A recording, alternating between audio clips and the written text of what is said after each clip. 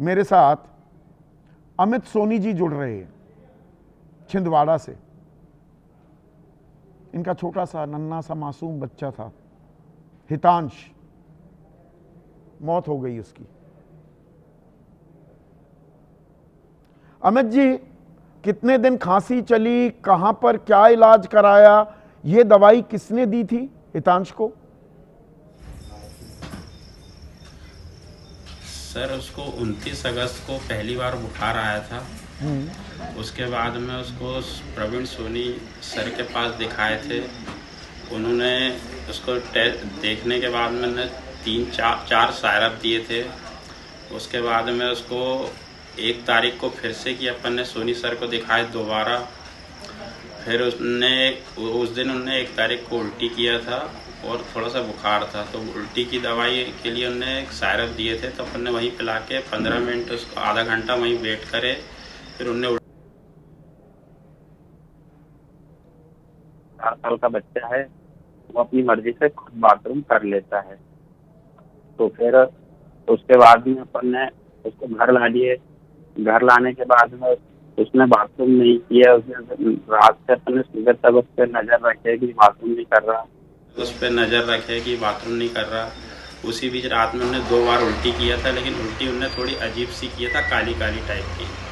अपन डर गए तो अपन ने अपनी मर्जी से फिर बच्चे को नागपुर लेके चले गए। नागपुर में उसका ट्रीटमेंट चला। 3 तारीख से उसकी डायलिसिस हुई सर।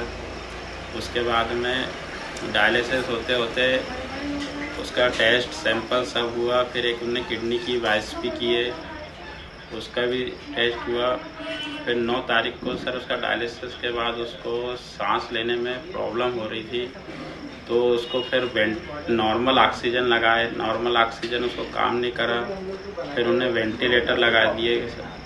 उसके बाद में सर उसको 3 से 4 दिन बच्चे ने रिस्पांस दिया और उसके फिर 13 तारीख से बच्चा रिस्पांस देना बंद कर दिया था।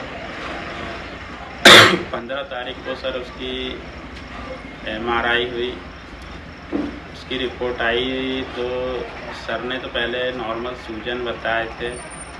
फिर वो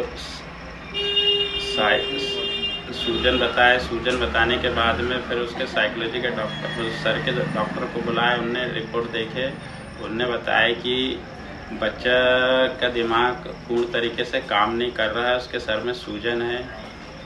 और फिर उन्हें स्पष्ट बता दिया कि बच्चा इस कंडीशन में 75% चांस नहीं है, 25% चांस है, तो वो भी कब होगा ठीक कोई गारंटी नहीं। कब वो कोमा की स्थिति ऐसे में चला गया था।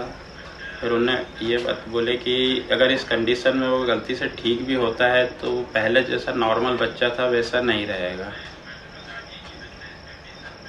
ये जो डॉक्टर जो इलाज कर रहे थे, ये सरकारी अस्पताल था पहले जो छिंदवाड़ा में आपने कराया, फिर नागपुर ले गए, या प्राइवेट अस्पताल था? सर ये परासिया में जो है प्रवीण सोनी सर सरकारी हॉस्पिटल के डॉक्टर है, लेकिन अपन ने उनके प्राइवेट क्लिनिक में बैठते हैं। वो हैं सरकारी अस्पताल में डॉक्टर। उन्होंने ये दवाई भी दी। जब हितांश जो मासूम अब हमारे बीच नहीं है, उनकी मौत के बाद ये राजेंद्र शुक्ला जो उप मुख्यमंत्री भी हैं, स्वास्थ्य मंत्री हैं, कोई अधिकारी, कोई लोग आए आपके पास? नहीं सर, अपने पास कोई नहीं आया। एक दिल्ली की मैडम आई थी, उन्होंने अपने यहाँ से बच्चे की रिपोर्ट और अपने से सब पूछताछ के गई थी। बाकी दिल्ली से आया कोई? से तो वो दिल्ली से वो कहाँ से आई थी? वो स्वास्थ्य मंत्रालय से आई थी? कौन थी, कुछ बताएंगे? वो डॉक्टर थी सर। वो अब नाम उनका ज़्यादा तो डिटेल नहीं मालूम, लेकिन वो आंगनबाड़ी कार्यकर्ता वगैरह आई थी, तो उन्होंने बताई थी दिल्ली से मैडम आई है, तो उन्हें वो डॉक्टर थी सर वैसे वो। अच्छा, मतलब दिल्ली सरकार की, केंद्र सरकार की तरफ से कोई आया, मध्य प्रदेश सरकार की तरफ से कोई नहीं आया जी। और ये दवाई आज आने वाले थे सर, लेकिन अभी कोई आए नहीं। अभी कहाँ, फुर्सत कहाँ है उनके पास, और बड़े बड़े काम है ना अमित जी। मैं माफ़ी से ये बात कह रहा हूँ, आपसे ज़्यादा ज़रूरी काम है ना मंत्रियों के पास। सरकार चलानी होती है, इतना गंभीर मसला है, इतना बड़ा काम है, आपके दुखों में कौन शरीक होने आएगा? जी सर, अपना दुख अपन ही झेलो। नहीं, आप ही अपनी जान के लिए भी आप ही जिम्मेदार हैं, हितांश की जान के लिए, उसके स्वास्थ्य के लिए आप ही जिम्मेदार हैं। यही सरकार का दस्तूर है। कोई स्थानीय प्रशासन का आदमी भी नहीं आया आपके पास?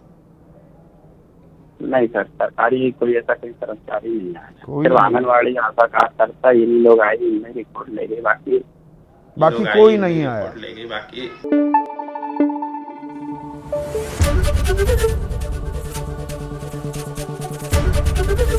एबीपी न्यूज आपको रखे आगे।